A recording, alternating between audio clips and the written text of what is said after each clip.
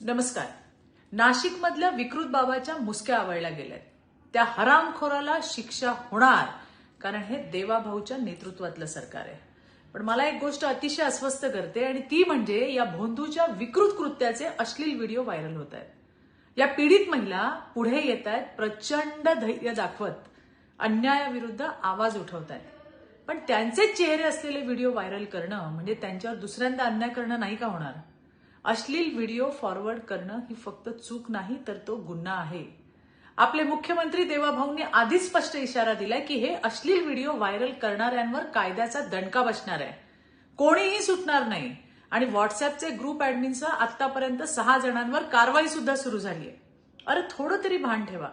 आपल्या मुलांच्या हातात मोबाईल आहे, पण त्यांच्या मनावर काय परिणाम होतो याची जबाबदारी कोण घेणार आहे?